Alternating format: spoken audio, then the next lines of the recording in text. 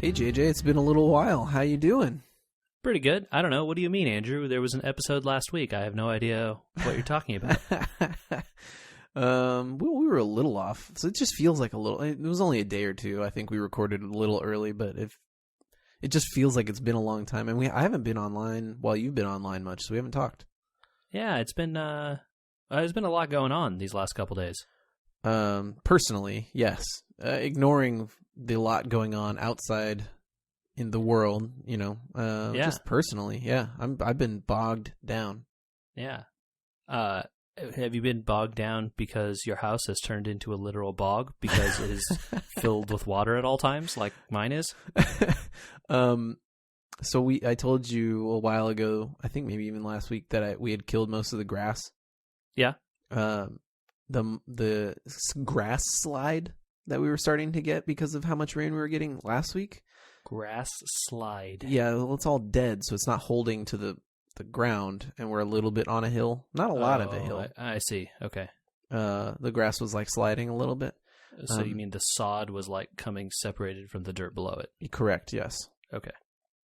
This week, especially yesterday and the day before, during the really, really heavy stuff that was coming down, I looked in the yard and there was just a literal river heading back out to the street, carrying away parts of my yard. Yeah, man. You gotta install some drainage. Well, it's built in the 60s. They never tried. Yes, the answer is yes to that. I think I might wait till summer. Yeah, I also have this issue, except that there's nowhere for my water to drain to, so it just hangs out and kind of floods the area where the dirt and the concrete meet in my backyard. It's not the best. Stephanie has taken to calling it Lake Krakowski, which I think is funny, but also depressing. It doesn't get up onto your patio, does it? I mean, like a little bit. Oh, okay. It does, like, maybe because like where the awning from the patio comes out onto the concrete, the water spills off that and then just sort of pools right there, right next to the dirt. Obviously, you got to move that water around to try and keep that away from getting there, but damage is probably already done. Yeah, I don't think you can really fix it. It's probably been that way for years. Yes. The idea would probably be to, either install drainage out to the street, which means ripping up one of the side yards, which we don't want to do, or removing a bunch of dirt so that the level of the dirt is lower than the level of the patio, so it flows out there and stays out there. But that's obviously a huge undertaking also, so no easy answers. It's interesting that getting this heavy rain, you kind of like learn your house a little bit. Yeah. The homeowner's minute here, right at the front of We Were Gamers, a podcast about two guys who used to play video games and now do stuff like deal with their houses being submerged. Well, it's been a while, and I think we have lots of little things that I want to catch up on you with. Yeah. So this is going to be like the rapid fire episode, and Okay. I don't know if that's a great term for it. That's definitely not a coinable one for sure. Lightning round, also not coinable. I think that one's probably trademarked. Too bad. Okay. Well, I got a few things I don't know if you heard about. Okay. Shoot me. Have you heard about this new Steam restriction I ran into this week about selling on the marketplace? I know there are a bunch of restrictions related to selling things on the Steam marketplace for if your account has been under a certain age or if it's only been active for a certain amount of time. I don't recall, or like using the authenticator for a certain amount of time. I don't recall. I guess I don't know what restriction you ran into. Well, my account's been around for a long time. It's active. I use it practically every day. It's signed in anyway, Right. I went to sell a bunch of my Steam trading cards because we had talked about, needing to use up that stuff and get some cash for your account. Well, if you have not made a Steam purchase in the last 30 days to a year, you don't get to do that. You can't use the market at all if you haven't bought something in the last year? In the last year, or after, like 30 days the 30 days previous doesn't count. So 30 days to a year. that window. You have to purchase something from Steam. I see. Yeah. Does that include also like selling things on Steam? No, just purchases. For me to make sell my marketplace stuff, I would have to make a purchase from them. Like the market is completely blocked. You can't use the market at all. Not just there's like a waiting period. I cannot sell anything on the market. Unless I buy something from them at some point in the next year, and then I need to wait 30 days, and then I need to buy something again the year. I didn't realize I hadn't bought anything in a year. It was a nice, interesting reminder. Yeah, I guess it more means you're not buying directly from Steam. Maybe you're buying from other people selling you Steam codes. I've definitely bought Steam codes in the last year. So, yeah. I got a whole bunch of Bundle Stars stuff during the holiday sales, but I guess once a year I need to be making a Steam purchase, apparently. Well, it's more like, now that you're on top of the card game, you just sell those cards, and then at some point you will have enough, the 5 cent, 10 cent, 15 cent, 20 cent transactions add up, and all of a sudden you have $5 or $6 or $8 in your Steam wallet, and then it all of a sudden becomes cheaper to buy something from Steam than one of the other discounted places, because the Steam discount, the $8 you already have in Steam credit is more than the discount wherever else. I hear you. Well, it was just an interesting revelation I didn't know if you knew about. I don't think I did know about that. I knew there's a bunch of weird restrictions related to the mobile authenticator too, if you're not using that. Yeah. But yeah, that's a new one on me for sure. I wanted to give you my last impressions of Super Mario Run, because I figured I don't really have much more to say about it at this point. Well, it sounds like it is what it is, right? Yeah, the game is what it is, but I noticed two things, and I just want to mention them. Okay. I've kind of cooled off a little bit on the game. I was playing a lot of it at a certain point. Kind of like... It had its hooks in you? Yeah, it had its hook. You were just like, do a run. Mm-hmm. I've cooled off a lot. I do it, a couple times a day. I do a level, and that's about it. So, only maybe 5 or 10 minutes. And it's kind of a nice feeling, actually, to not need to log in, really. Sure, yeah. It's nice not to have to... You don't want to treat it like a job, right? Right. But it's not free to play, so I don't have to do anything, right? So that feeling has settled in, and it's kind of nice. But I did notice today, I can't play it while walking. Yeah, it's a game... Yeah, I could see that. It makes sense. I kind of when jumping, I'm tilting my body, Makes it... You're doing the thing where you lean with the controller as you try to move to make exactly. your guy go an extra couple inches in the jump or whatever. Yeah, exactly. Anyway, I just thought that was interesting. No, that's cool. I like that. Did you hear this new Resident Evil game that came out? I believe there is a Resident Evil game that came out. I don't really know much about it other than that it happened. Do you play Resident Evil games? Not really. I haven't played any since the first one, but this one's it's beating out Hearthstone on streaming. I mean, okay, that means the game just came out. Yeah. I didn't notice it until then, but I guess maybe we should have Ken back on to talk about it, because I haven't touched a Resident Evil game for 10 years. I know I played maybe the second one or the third one on PlayStation 1 back in the day. I didn't own it, but I rented it several times. It's a series that I've always heard other people talk about, but have not been that invested in myself. Well, I think that's the end of my rapid throw at you comments. You got anything? Yeah. I haven't actually really gotten to dig into it too much, but there is a second season of Voltron the Legendary Defender out on Netflix, which is a show that I think... Did you actually watch that show? I feel like you were the one who told me about it. I tried to watch the first episode, and then I got busy and distracted and haven't gotten back to it. Okay. So I got through the first episode of the first season. I thought it was all right. I didn't get too deep into it. I ended up really liking it. It's only 12 episodes or 11 episodes for the first season. And it's great. It's on Netflix, so the whole season's out there. And this is just... Season 2 just recently came out. I've only watched the part of the first episode of Season 2. And like you, I did not have time to complete it. But it was really cool. I liked the first one, and the first one ended on a huge, annoying cliffhanger, which people have had to wait for about a year or so. And now we finally get to see resolution to that, so that's cool. I would encourage people, if they like Voltron and or Voltron adjacent things, to check that out. Now, with the most recent season of Walking Dead, there was a huge cliffhanger, and people got really annoyed about A, leaving a cliffhanger, and B, how it was resolved. In this instance, do you think it was a good thing, bad thing, indifferent? I think that the cliffhanger feels like, in this case, it was something that was done because they got picked up for the second season before the first one finished production, kind of thing. Uh-huh.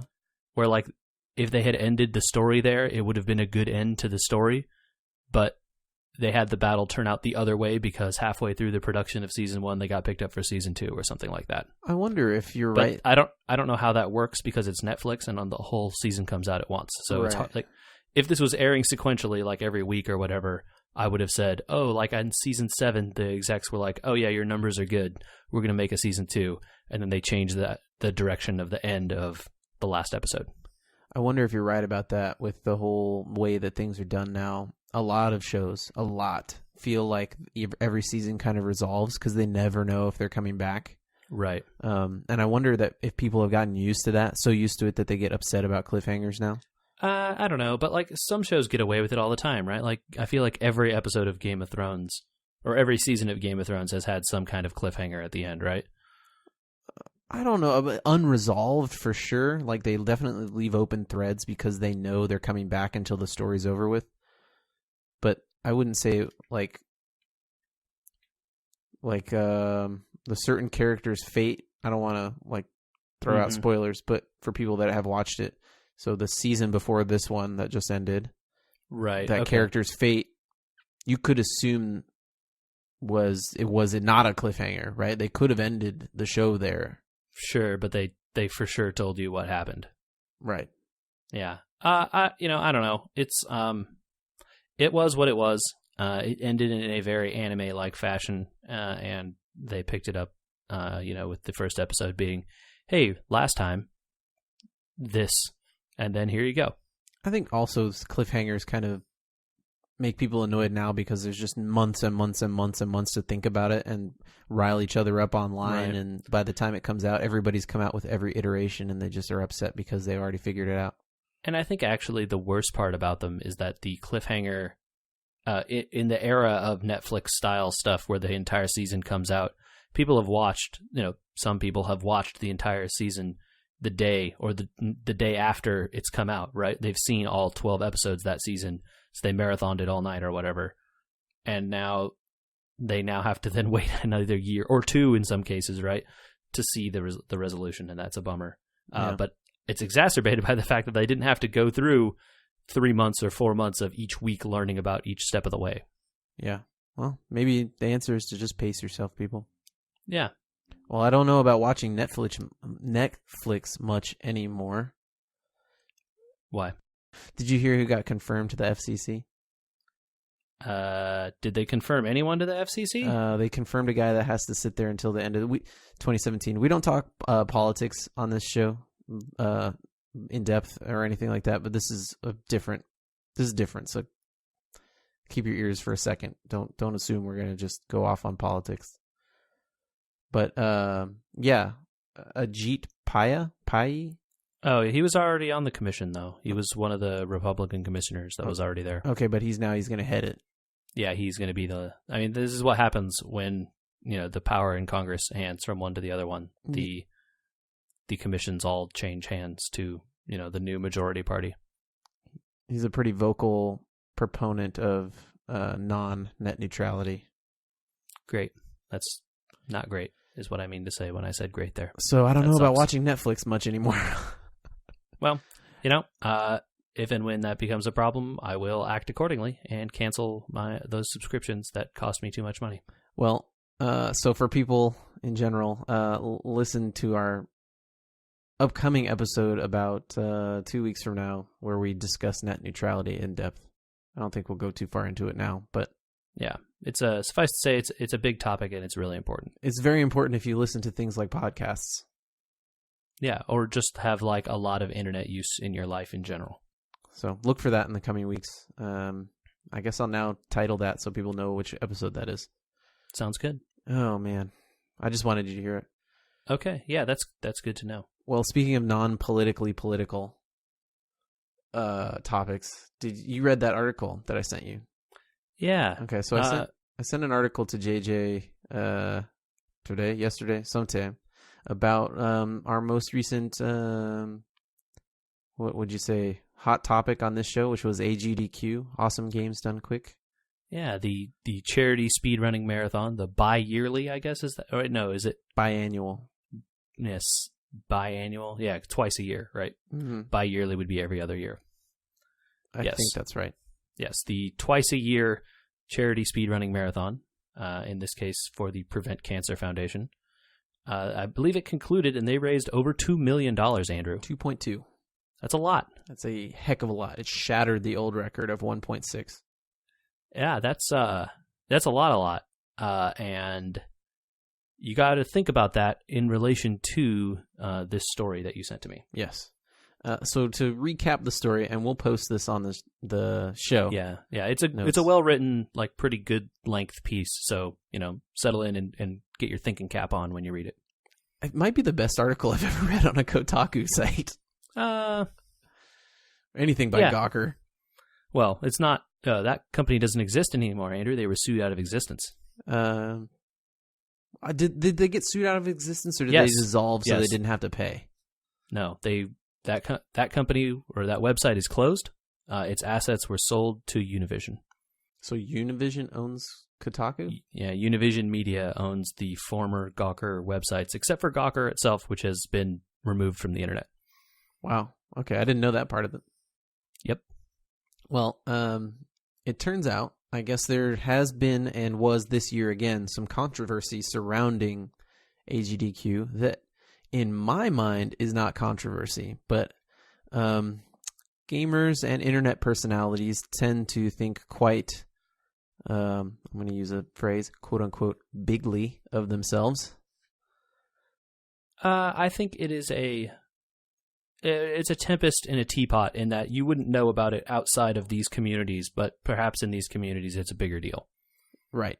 They have personalities. They all have their own channels. A lot of these streamers have their own followers, hundreds to thousands, depending on how popular they are. And so they all behave certain ways on their streams. We've encountered this before with people like Crip, who is ostensibly kind of a brash personality on his own stream. Yeah, he likes to say what he thinks a lot. And tones it down when he does public events through Blizzard.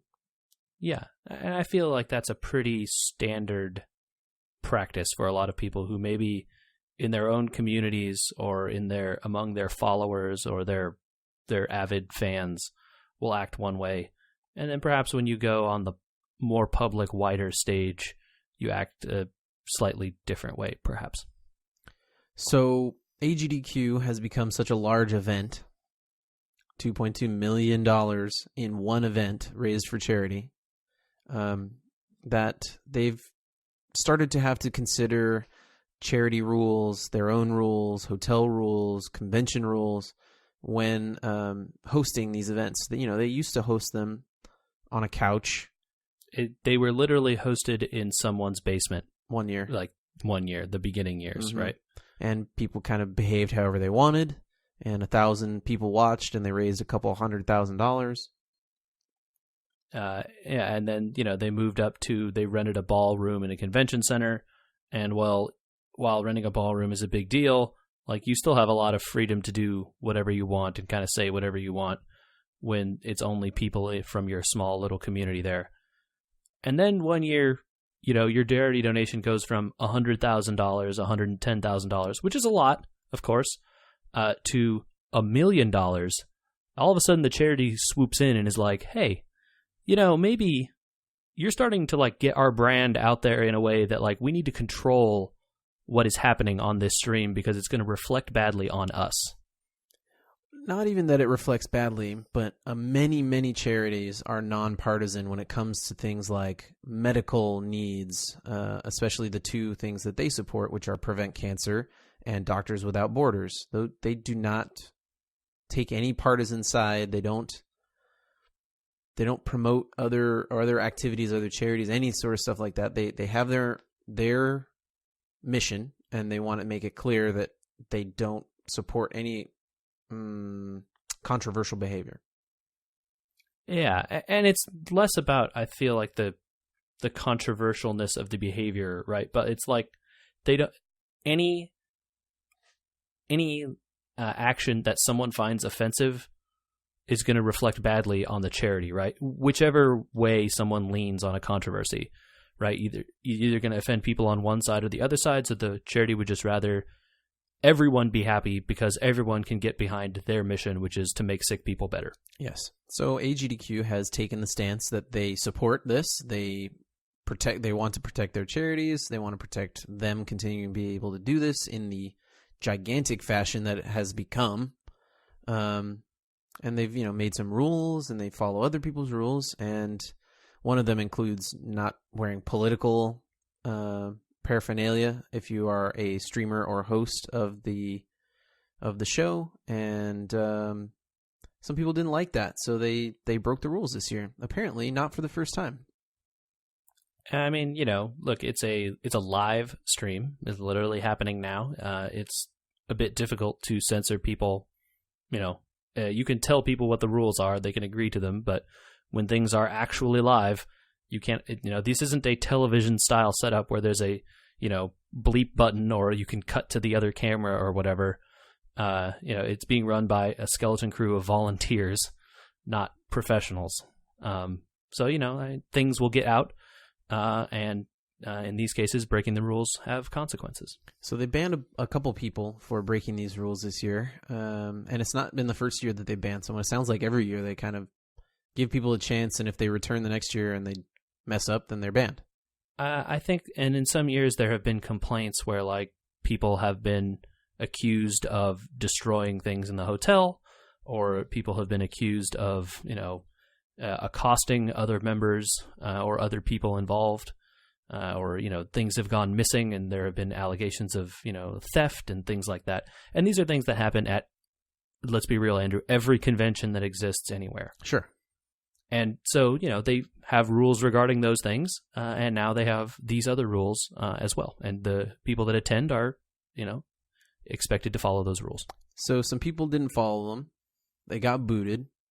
They complained a lot. Their friends complained a lot. AGDQ revisited the booting of certain people, overturned it in some cases, applied harsher rules in others because they made them review it and they found out more information.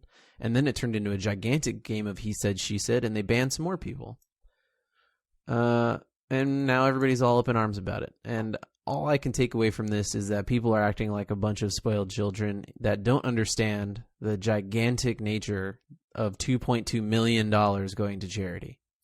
Right. And it's more a matter of it's growing pains, right? It's a case of a gathering of people, a group of people that went from being a small thing where probably the organizers knew every single person in the room and every single person that was going to be they knew half the viewers as well, right?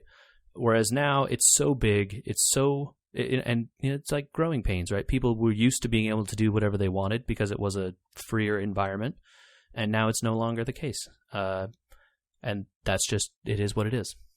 Any takeaways that you thought of from this other than it is what it is and people need to accept what it is and move on?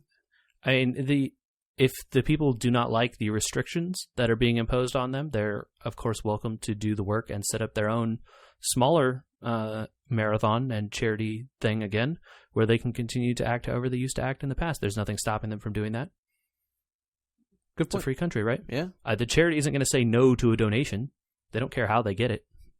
Yeah, it's a matter of scale. The image is out there, and they have to worry about it on this scale. So right, if the logo for the charity is in the lower right corner of every single thing that happens on that live stream, I guess it doesn't. None of this surprises me. I would assume there were rules like this, especially the no wearing political paraphernalia on stream or foul you're not language. You're not allowed to use foul language. You're not allowed to insult other groups or people, and in some respect, that stuff, of course, those rules maybe didn't exist, weren't written down, but now they have to be written down because someone didn't understand how things should have been. I don't know. I don't have a lot of sympathy for the people that got banned. I understand their points, and like it does suck that the people that are used to acting a certain way and their communities can't see them in the way that they're used to. But they always have their own streams where they're free to do whatever they want within the terms of service of Twitch. Yeah.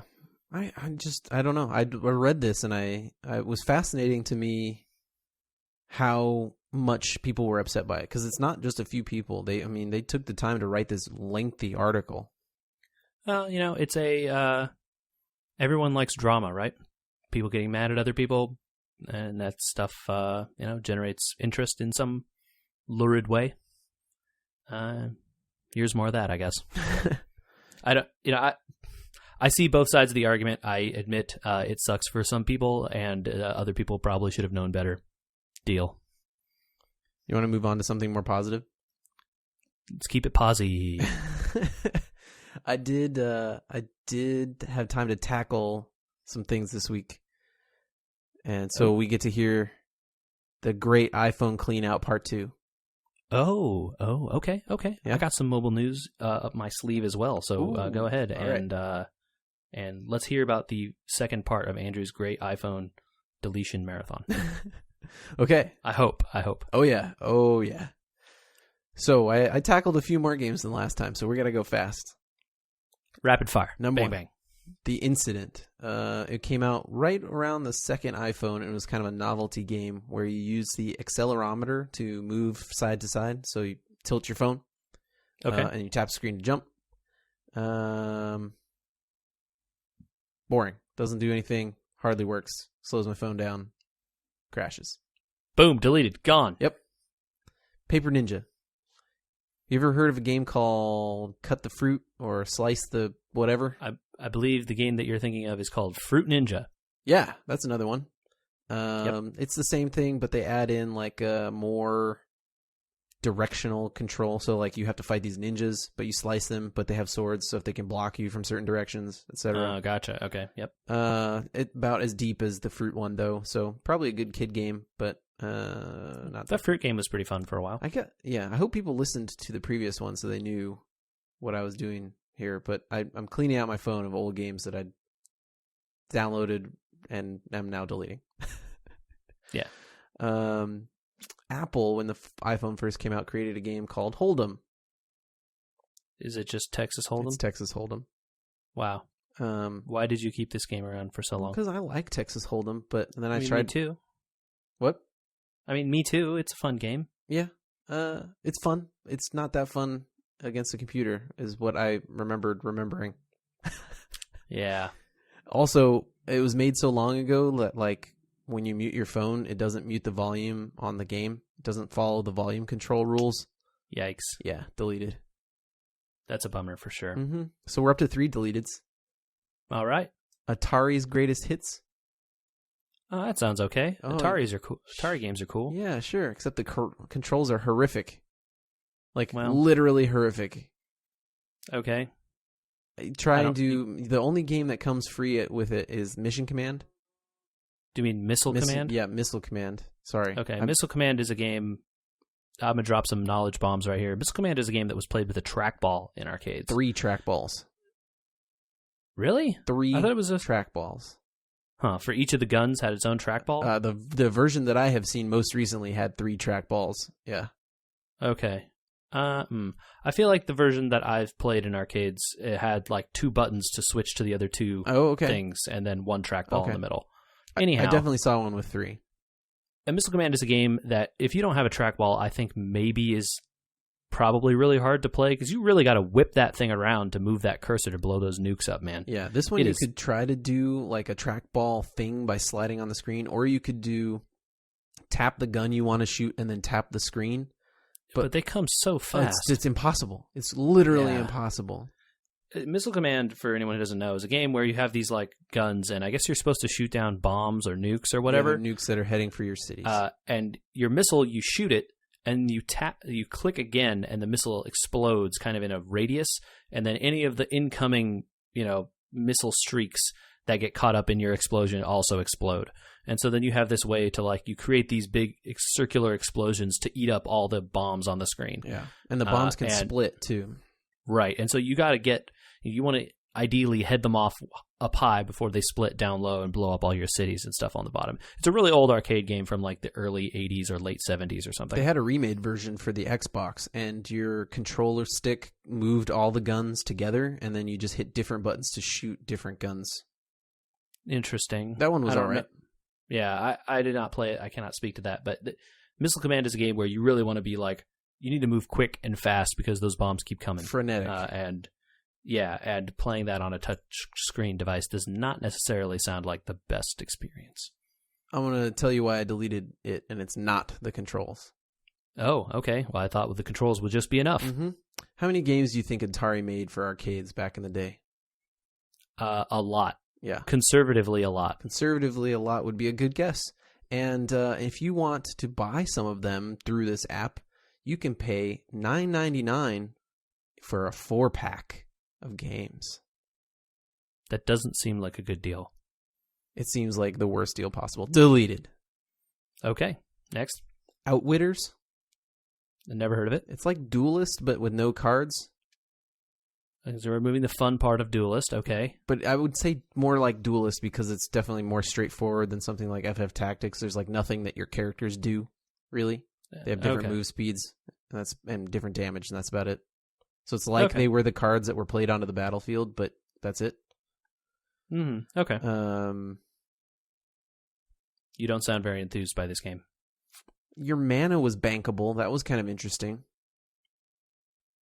So like if you didn't use all your mana every turn to summon more things from your base, you get to keep it for your next turn. That was a cool mechanic.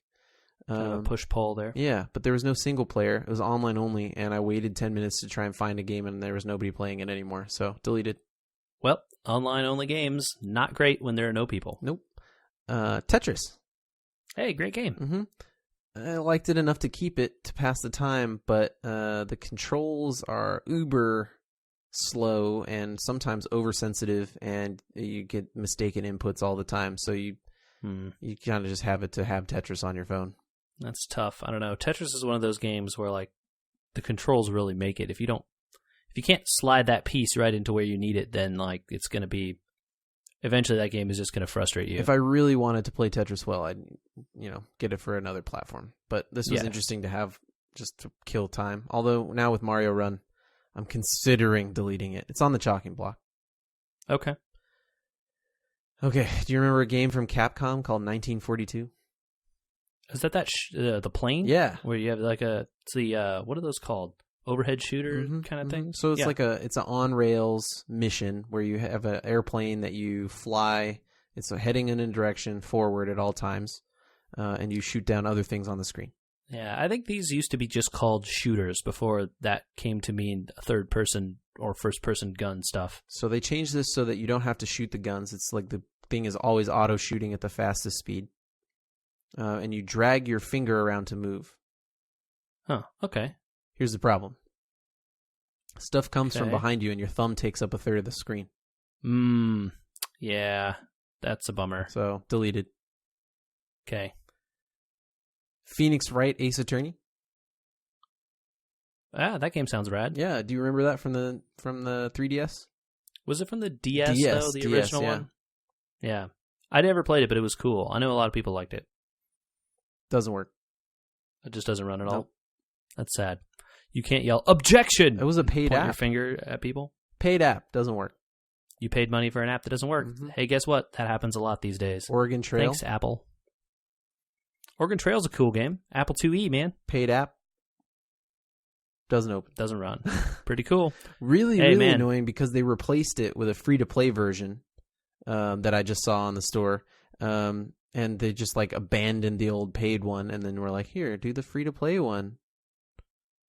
Yeah. It's like there should be some sort of stipulation that if you put out a paid app, there's like they can like claw back money if you stop supporting it after a certain amount of time. Now these games are old and I don't begrudge them because they're old, but still, like abandoning your app after a couple of years just because you don't feel like spending 35 minutes to have one developer update it. I would go ahead and say that you have no idea how long it would take for them to update and whether or not that would work at all. I do bristle sometimes as a person who develops software when people say, oh, these developers are lazy, or, oh, they don't understand, like, this is very easy. I know, trust me. Like, you don't know. It's not necessarily easy. Look, it sucks that they aren't updating their app. They absolutely should. But it sounds like it may not have been very popular in the first place. And there's probably no business case for them there. Yeah, I get it. And I like I said, because I know that it would be complicated for something from, iOS 3 to then get put out on iOS 7. Right. Like I said, abandon is fine after a certain amount of time. Like, I think that they should put that in the terms like, okay, but you have to support it for 2 years. Otherwise, we take the money back or something. Yeah. I mean, I don't know. That's a consumer protection kind of thing that Apple could be happy to do. But it sounds like they probably don't care because they got your money. Yeah. So basically everything on this list got deleted except for the last one, Game Dev Story. That game is wonderful. And it still works. Because it's wonderful. Yeah. And a joy. And it looks like it's been updated. It fits my screen correctly. It doesn't say I'm just going to slow down my phone. So there's also a bunch of other of those whatever story kind of games. Oh, yeah. That exist out there. I know that developers made a bunch of those. So if you don't like the idea of being a game developer, it's like a game developer version of, like, what are those games, like a management sim, right? You like buy people and you buy your programmer and your designer, and then you have them work together and they make a little game and you try to sell it, and you try and, or like movie producer sim or whatever, where you just make little fake movies and title them whatever you want and watch them go up or down. Yeah.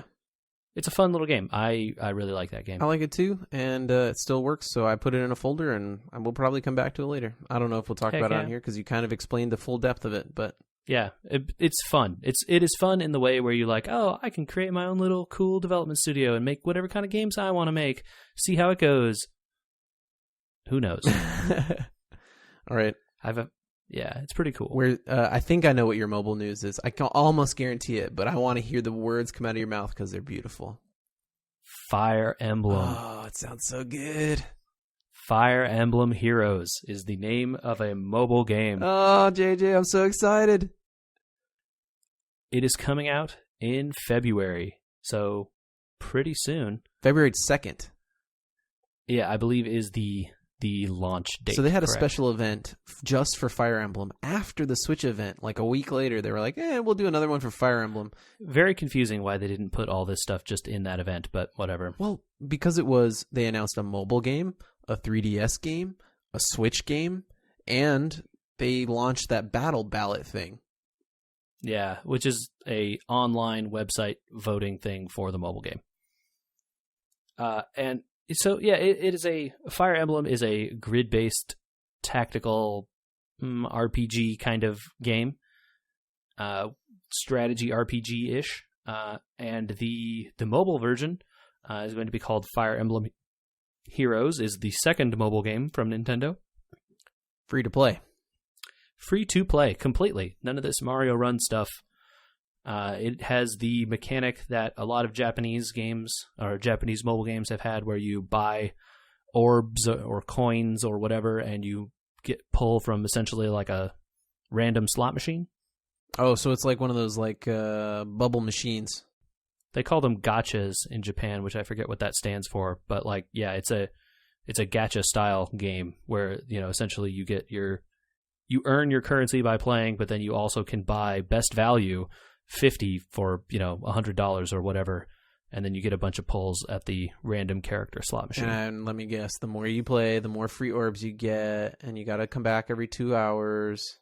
I don't think it has an energy system like that, although they haven't really explained what sort of systems it does have, so it's hard to know. But I did used to play Puzzle & Dragons, which is a game very similar to this in a lot of respects, and the energy system in those games is usually pretty forgiving at some point, where if you play, more or less every day, you can usually be just fine. I don't think I ever really spent much money in Puzzle & Dragons and was completely fine playing that game. Nice. Well, I didn't see too much in depth on gameplay more than it seems like a normal Fire Emblem game. There is a grid. You can drag people along the grid to move them. When you encounter enemies, they fight in the way that Fire Emblem characters fight, which is you get one attack and then they get one attack, or vice versa, depending on who's faster. There's the weapon triangle, which is it's like axes beat swords, swords beat bows, and bows beat axes. And it goes in like someone will correct me. I'm sure I'm wrong about that weapon triangle. And anyway, it just goes in this kind of rock paper scissors way. And then there's magic, which goes in the same way, right? It's like earth beats fire, beats water, beats earth, kind of thing, or lightning maybe, whatever. And so it's just like you have your units, and you want to try and cover all your bases so you can be ready to deal with whatever bad guys come around. And they're pulling in characters from like every Fire Emblem game ever. Yeah, it looks like it's literally going to have thousands of heroes. Yeah, they're running this promotion, this battle ballot thing where you can vote on your favorites, which will then be, given away or have some kind of special event where you can receive versions of those fan favorite heroes. Now, I couldn't tell, and maybe it's because I was reading too quickly. Is there any sort? It seems like there's a lot of versus mode. Is there any sort of story mode? What's the redeeming thing for? Yeah, so us? it sounds, at least in terms of the way, like Puzzle and Dragon type games have worked in the past. It's not there. They said there is going to be some kind of PvP thing available, but there's also like you can usually play these types of games completely solo. Like you don't need any PvP to play these games usually. I don't know if that's the case with this one or not. They really haven't put a lot of information out there. But it does look like you can just play against, predetermined configurations of enemies in your, there are characters that are unique to this game. So there must be some kind of story there through whatever arc those characters go through. Nice. Are you excited? I'm excited. Yeah, I'm totally excited. You can sign up now. They have like a, pre-register kind of thing. I think that's an Android thing. Okay. I think you can just sign up for an email on iOS. I might be wrong. Okay. I have no idea. Yeah, so I'm excited to try it out. And if people are excited to try it out also, I highly recommend you get in at the beginning, because usually they end up giving away, free materials or free, currency for people that play. Oh, welcome to the welcome week, or this is the first time. Oh, sorry, we had server troubles because our app was on fire. Here's compensation stuff. So you get that stuff for free if you just log in when the game is on fire, or try to log in. Sage advice: get free stuff for their free game. Right. If you want to min-max your free gaming without having to pay any money, get the free stuff they're going to give you. Can we talk about another free-to-play game? Sure. That we've never played free-to-play. It's the time for the Hearthstone minute. Oh yeah, Hearthstone. I actually have. Speaking of Hearthstone, I'm going to derail you completely here. Okay. I actually have a minor accomplishment that I accomplished today. I got to rank 5, which is very nice and happy. With what? I was playing, Andrew, Pirate Warrior. Oh God. Stop me if you've heard it before. Let's talk about patches for a second. Okay. I decided to when I hit 500 with Druid, I was having a lot of fun, and I still am. Every time I play it, I win consistently. The Druid deck is good, man. I like that deck. It seems better than it was a couple weeks ago. I don't know if that's because there's a lot less aggro on the ladder now. Could be. But it seems more winnable than it was before. Anyway, I decided I'm going to start working on Shaman towards 500. And so I was like, I'm going to do this aggro Shaman that everybody's doing with the patches and the everything else. The pirates, else. Yep. And I'm in charge now. Yeah. I played 8 games. 7 out of 8 games, turn 1, I drew patches. That's bad. You don't want that. I'm not. I wish that I was exaggerating. I started writing it down because I wanted to tell you this part. 7 out of 8 games, I drew patches turn 1. I think you took the bad luck that was coming my way. You absorbed it all, and I kept all the good luck that should have come your way, because I went on an insane win streak from like rank 8 all the way to like rank 5. Like I won just game after game after game after game. It was frankly the most stunning thing I think I've ever done in Hearthstone. Just like winning. I was like druid, priest, druid, like over and over and over with a deck that just crushes those. Like Reno Warlock, it's like, dude, you have no chance. I hit you for 15 every turn. Very one-sided games. Maybe I should do the warrior deck. But anyway, it's good. I'd switch to a mid-range shaman, and it does pretty well. I think the shaman version is also quite good. So I was not having any luck, man. I mean, that's just bad luck, man. You can't, I know that sucks, but like statistics say you're not going to draw patches every turn. 7 out of really 8 unlucky. games. It's really unlucky. I went from rank 11 back to rank 13. That's a real bummer, dude. Yeah, I was not happy. I'm been kind of stuck around rank 13, 12. I have made a few dumb mistakes, but things like that have been nipping me pretty badly. And in some cases, especially with decks like that too, there's just no coming back.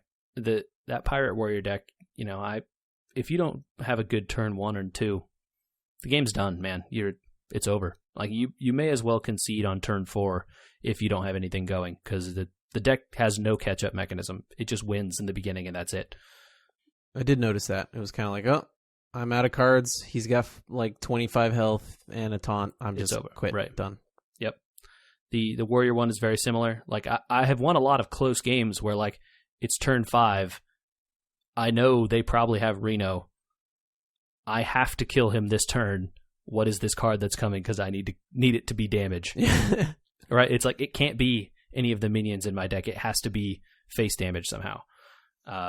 So those kind of stuff. It makes the game seems close on my end. I'm sure the person on the other end is like, all right, I got Reno. I can like stall one more turn here, and then they get hit for 8 or whatever and get really mad. But the thing I really wanted to talk about with Hearthstone. Okay, let's hear it. Are you going to fly to the Bahamas? No, Andrew, I'm not. Are you sure? Yeah, it seems like a waste of money. Why? Why would they, irrespective of the part that I'm going to complain about, why are they hosting it in the Bahamas? I don't know. Fun place to go. Host a tournament. Get a lot of people that would otherwise perhaps, if you're a famous, let's say, Hearthstone personality who gets paid sometimes by Blizzard to travel to events, if they host it in, let's say, I don't know, some random city, Chicago, are you going to fly to Chicago to be part of their Hearthstone tournament if perhaps you go there frequently or have been there before? Maybe I would assume that these people just take every opportunity they can get to get paid by Blizzard to go somewhere. Yeah, I think maybe that's not the case, right? I feel like a lot of these people make enough money with the streaming and stuff that they don't have to do that if they don't want to. I think it's pretty self-indulgent. I don't see any reason for them not to choose to host their things wherever they want. Why do they host them in Prague or, Eastern Europe or, wherever? People live in those places. Prague is a large city. So is Chicago. People go to the Bahamas too. I don't understand the issue. How many people live in the Bahamas? I don't know. Not as many as in Prague or Eastern Europe. Or Chicago or any of these other places that you mentioned. And if you're going to give away things for going to a place and watching them play in person, why the Bahamas? Because it's for the whole season of Hearthstone events, and they'll give it away at every single one of those things this season. So there's 4 events, right, for the season? Uh-huh. And that means that 3 of the 4 events now, you can get it? Because the 4th one, no one's going to the Bahamas. You can get it at the 4th one. Some people are going to go to the Bahamas. I hate this stuff. I really do. You're not going to go. I mean, my position is going to be that I have no sympathy for you. It's like you've convinced yourself that you need this, and I don't understand it. So I guess I should clarify what I'm talking about. They're giving away a free cosmetic thing for going to their tournament events.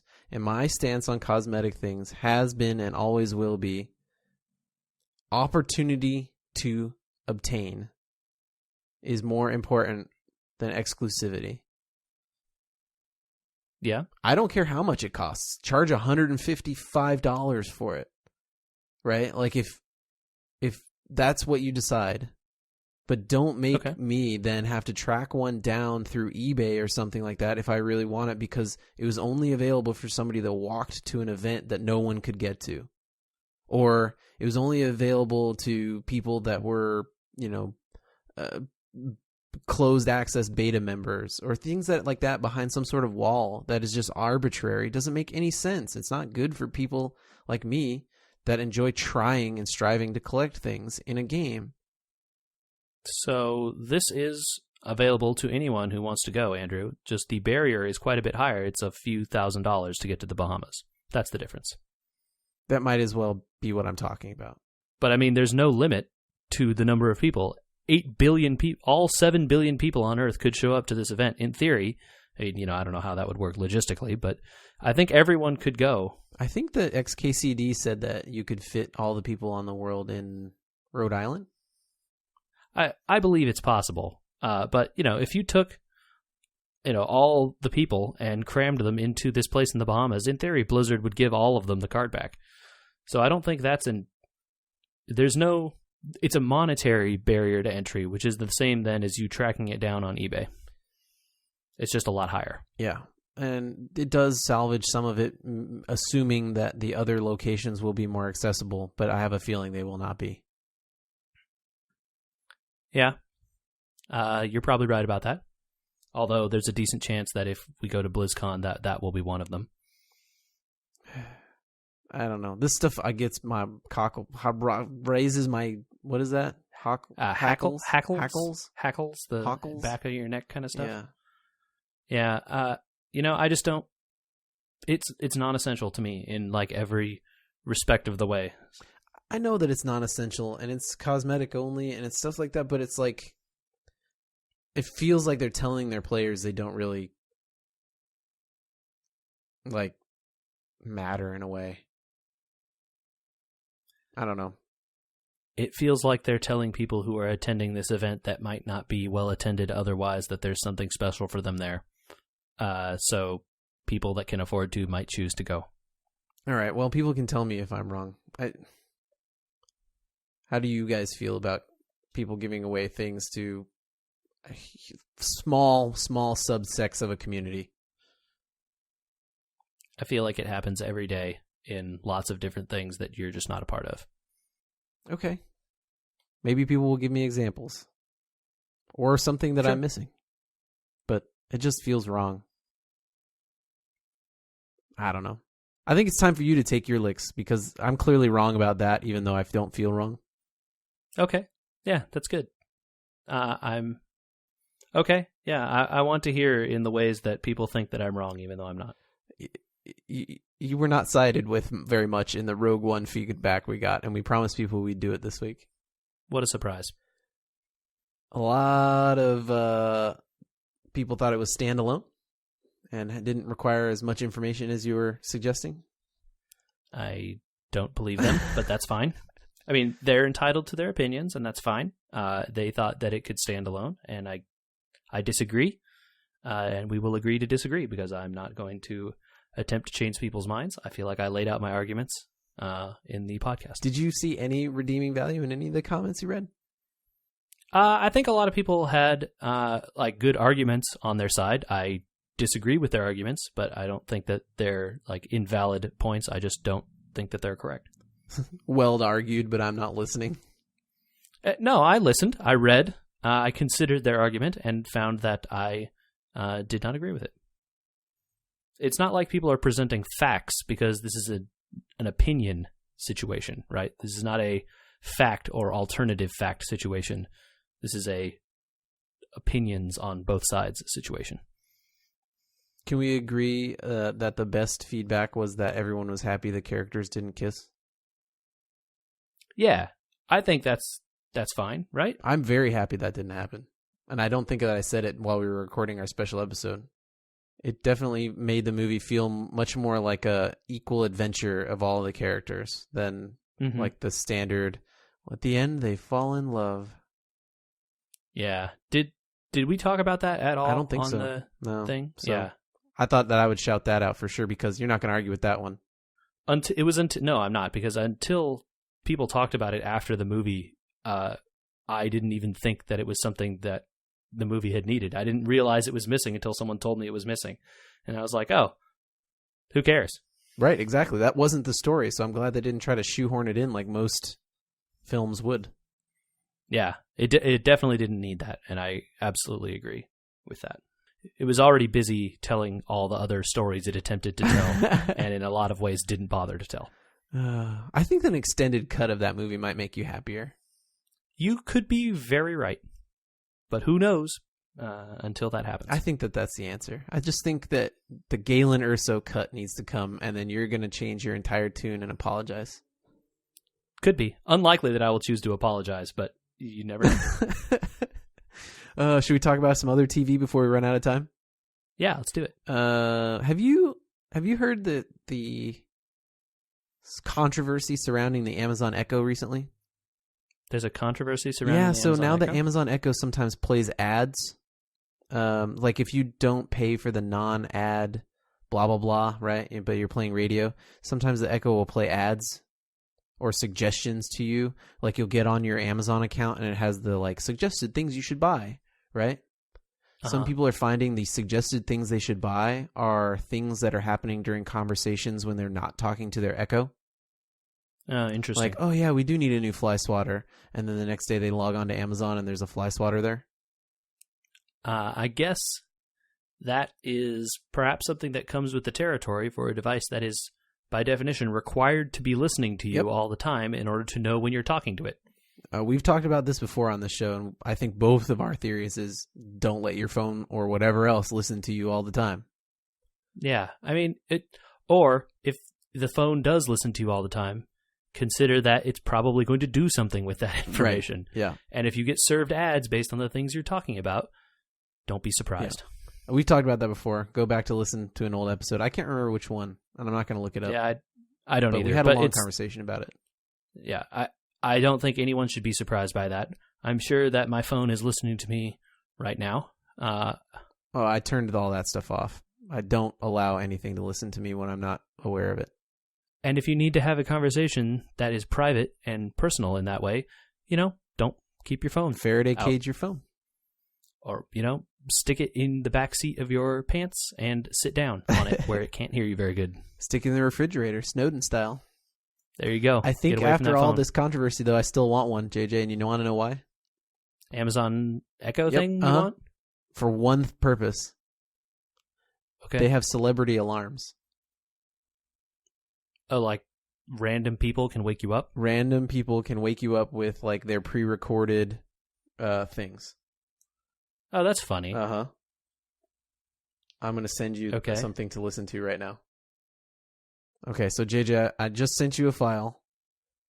Yes. This is the Amazon Echo celebrity alarm for... Click it. Should we wake them up? Well, they did set an alarm. I hate waking up. And yet, here you are. Oh, come on, stand back, I'll do it. Ready? Wake up! Wake up! Wake up! Wake up now! Well, that's that done then. Good morning. Well, that's that done then. It's the Grand Tour, guys. Yeah, it's fantastic, isn't it? Jeremy Clarkson yells at you in the morning wake up! I'm ready. Katie's going to kill me, but I think that is an appropriate alarm for me. The best part is at the very end, after they yell at you a bunch, he's like, well, that just happened. James May goes, good morning. It's pretty good. It's pretty good. Did you watch the Grand Tour this week? It was a great episode, Andrew. I know we say that every time, but I really like this one. I loved it until the last second. Oh, no. Yeah. Like, so do you remember they used to do the old races like this all the time? Yeah, I loved these episodes. These were always some of my favorite ones. They're fantastic, but they used to end with an actual ending, like when they raced to that castle the one time. They were running up the street. They taught up, which car won and which car lost. They actually got somewhere at the very end. There were real consequences. Like one of them, in this instance, would have sold their car or whatever. They'd actually get to an end point. And a lot of times recently, it just sort of ends on some sort of ridiculous pre-described thing. In this instance, May's car flew off the side of a dock and blew up a ship. knocked a ship over. It didn't even really blow it up. But yeah. But I was waiting for the like funny ending that they, used to do, and instead they had this gigantic produced segment at the end of it. Yeah. Where they're driving through container ships and all sorts of stuff like that. Yeah, it did get silly at the end. And, I loved it until then. I think they know that feedback, probably. I hope they do. And I think they are worried in a lot of cases about ending up being too like the way old Top Gear used to be. And they don't want to get sued by the BBC, who still owns that format. However, that does not excuse them from having bad endings to their videos. And hopefully in whatever they produce for the next season, they have some, I'm sure they're taking the feedback, right? I hope they're hearing some stuff like this. Because this episode was really, really good otherwise. Like, I loved everything about this episode except for that little, like, silly part. Okay, so you're with me then. Yeah, okay. Yeah. I did not, it didn't, like, I didn't walk away angry at it or anything. I just, I wish they had tried for real, right? Where instead of obviously two of them just like torpedoing it and saying, who cares? Yeah, exactly. Now, Katie brought up a good point, and it was that we were talking about when Clarkson did his segment a couple weeks ago, and it was just boring to both of us, and you said maybe it was just interest level. I think that we figured it out, and it was that when he was doing his segment, he was just trying to be refined the entire time, blah, blah, blah. And I don't know if that was a joke, like saying that this car isn't that refined or whatever, but it led to a monotoneness that I think put us to sleep. Because in this segment, it felt just as long when they went over the new Fiat Abarth Miata. Yeah, the 124. Yeah, it felt about as long, but his voice went up and down. He was excited. He had a lot to say about the car. There was a lot of information. Yeah. And it was interesting again. That segment was interesting again. So I don't know what happened there, but definitely that one time was not about interest level. Yeah, I don't, I like cars a lot, so I think I liked that Clarkson segment more than you did. But I agree, it wasn't like the most exciting part of any of the shows. I enjoyed their review of the Fiat a little more, just because it's a more reasonably priced car, so like a human being that isn't obscenely rich could afford it. Firstly, which is nice. I mean, the cost is literally like within the range that something you or I could believe that one day we would own. Yeah. Like, not even outrageously. You would just have to not want to transport people other than yourself. Yeah, it was fun. But I loved them driving through France, and unfortunately May's freaking broken arm somehow. Yeah, I wonder what that was about, He said he fell down. Really... Yeah, I mean, of course. But why wasn't it in a cast? So, like, that's what I wonder, right? Like, how broken was it? Like, just a minor break kind of thing, where like maybe it's like one of those where if you break a bone in a certain part of your arm, there's not really a cast you can do for it, kind of a thing. Yeah. I don't know. Anyway, it's unfortunate, but it sure made for some funny times. Him trying to turn some of those corners with only one hand on a steering wheel sure makes it rough. The show still has those perfect real moments, like when Clarkson makes it to the hotel and he's like, I'm just going to leave this radio on so you guys can listen to it. Could listen to them yell up and down the streets about how they're so tiny they can't turn the corners. Which is great. Like that, you can tell that they just let them get lost and do their own thing for a little while. And they jumped out of the car with their tripod and filmed them. But then they just take it like to... the camera crew is really just following them at some extent, and they're not telling them where to go. They're just going wherever they see fit to, and the camera crew is just there. Or the realness of, hey, no one can figure out what's wrong with my Maserati. Yeah, he said they had multiple actual trained Maserati mechanics look at it to try and figure out what was wrong. They couldn't figure it out. So those great moments are still there. They just get dulled with the weird, like, oh, this is just so overproduced right now endings. Yeah. And and then they haven't done that every time either. It was just sometimes it's like sometimes your favorite show doesn't have an episode that hits that good, and sometimes it does. Yeah, it's good. I worried that after the special, the season was going to tail off, but they still got some good chunks in each episode. So I think we only have one more. Yeah, I think there's 12, right? Is what you told me? We're down to the last one now. So it's going to be a sad time, but I know a few people that can actually listen to the end of the show after next week. Oh, man. Well, hey, Oh, I'm going to tag something on here. A bonus, Andrew. Ooh, what? For people that chose to tune out early, they're going to miss this. Ooh. I saw XXX, The Return of Xander Cage. Oh, man. Do we have time? No, it's real quick. Just real quick. That movie is exactly what you think it is. Whatever you think that movie is, it is exactly that. And I loved it. I could totally see a world where someone saw this and said, this is the worst movie I've seen in a long time. Uh-huh. I would disagree, but it was exactly what you think it is. Hilarious and stupid and dumb in all of the right ways. Did Ice Cube make an appearance in this one? Andrew, that's a spoiler. I can't tell you. Okay. Now I have to watch. There are a lot of members of the XXX program, and lots of them show up. Awesome. Was he the Vin Diesel of all Vin Diesels? This is some of the most Vin Dieseliest stuff that I've ever seen. Oh boy. The review I read after the fact described him. It says that Vin Diesel in some ways is treated like a himbo, in that he is like a male version of like, a bimbo, where he's just like a dumb guy who like women jump at because he's a guy. It's really stupid and silly in a lot of cases. The movie is exactly what it purports itself to be, and that was a fun diversion. What makes you go see? Well, yeah, okay. Moving past that, I love stupid movies. What makes you go see that in a theater, though? Like, I understand watching it at home. I needed that movie. I'm extremely happy with my purchase. Did you watch the new season of Sherlock? Nope. Have you watched any of it?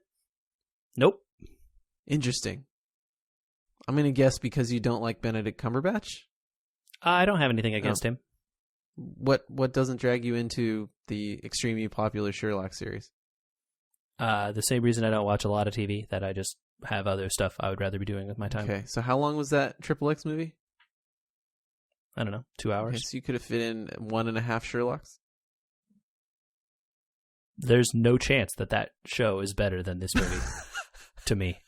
Well, no chance. On that horrible disappointment, it's time to end. People, if you want to send us emails about how right I am and how great that movie is, it is podcast@weweregamers.com.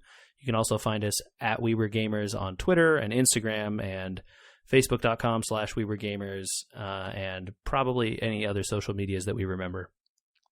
Xander Cage is the worst. That movie is so good.